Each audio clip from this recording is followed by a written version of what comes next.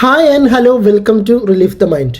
ഒരു ബ്ലാക്ക് ഹോളിന് സമീപം ചെലവഴിക്കുന്ന ഒരു മണിക്കൂർ ഭൂമിയിലെ ലക്ഷക്കണക്കിന് വർഷങ്ങൾക്ക് തുല്യമാകുന്നുണ്ട്.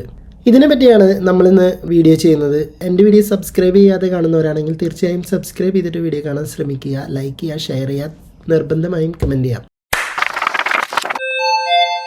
ഈ പ്രതിഭാസം ആൽബർട്ട് ഐൻസ്റ്റീൻ്റെ സാമാന്യ ആപേക്ഷിക സിദ്ധാന്തത്തിൻ്റെ ഒരു പ്രധാന പ്രവചനമാണ്. ഇതിനെ ടൈം ഡിലേഷൻ എന്നാണ് വിളിക്കുന്നത്. ഗുരുത്വാകർഷണത്തിൻ്റെ തീവ്രത കൂടുമ്പോൾ സമയം സാവധാനത്തിൽ സഞ്ചരിക്കും എന്നതിനെയാണ് ഈ സിദ്ധാന്തം വിശദീകരിക്കുന്നത്. ഈ തമോഗർത്തങ്ങൾ പ്രപഞ്ചത്തിലെ ഏറ്റവും ശക്തമായ ഗുരുത്വാകർഷണ ബലമുള്ള വസ്തുക്കളായതിനാൽ ഈ പ്രഭാവം അവിടെ വളരെ വലുതാണ്.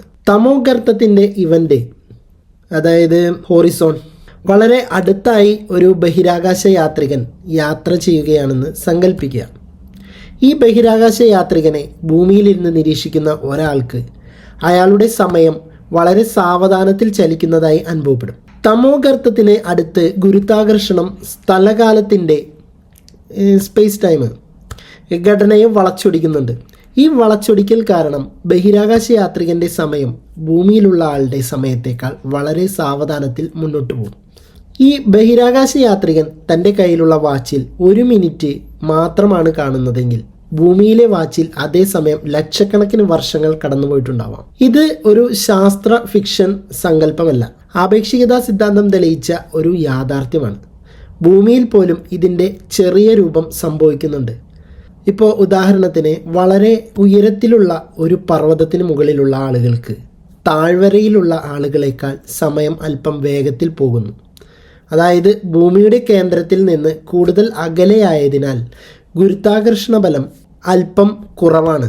GPS സാറ്റലൈറ്റുകളിലും ഈ ടൈം ഡ്യൂറേഷൻ സംഭവിക്കുന്നുണ്ട്. അവ ഭൂമിയിൽ നിന്ന് വളരെ അകലെ ആയതുകൊണ്ട് അവയിലെ ക്ലോക്കുകൾ ഭൂമിയിലെ ക്ലോക്കുകളേക്കാൾ അല്പം വേഗത്തിൽ പ്രവർത്തിക്കുന്നുണ്ട്. ഈ വ്യത്യാസം കണക്കിലെടുത്തുകൊണ്ടാണ് GPS സംവിധാനം പ്രവർത്തിക്കുന്നത്. തമോഗർത്തങ്ങൾക്ക് സമീപമുള്ള ഗുരുത്വാകർഷണം ഈ പ്രഭാവത്തെ അതിതീവ്രമാക്കുന്നുണ്ട്. ഇപ്പോൾ ഹോളിവുഡ് സിനിമയായ ഇൻ്റർസ്റ്റെല്ലാറിൽ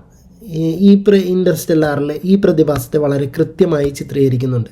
സിനിമയിലെ പ്രധാന കഥാപാത്രങ്ങൾ ഒരു തമോഗർത്തത്തിന് സമീപമുള്ള ഗ്രഹത്തിൽ ഏതാനും മണിക്കൂറുകൾ ചെലവഴിക്കുമ്പോൾ ഭൂമിയിൽ പതിറ്റാണ്ടുകൾ കടന്നുപോകുന്നത് ഇതിനുദാഹരണമാണ്. അതുകൊണ്ട് ഒരു തമോഗർത്തത്തിനടുത്ത് 1 മണിക്കൂർ എന്നത് ഭൂമിയിലെ ലക്ഷക്കണക്കിന് വർഷങ്ങളായി അനുഭവപ്പെടാം. സൈദ്ധാന്തികമായി മാത്രമല്ല, ശാസ്ത്രീയമായും സാധ്യതയുള്ള ഒരു പ്രതിഭാസമാണ്.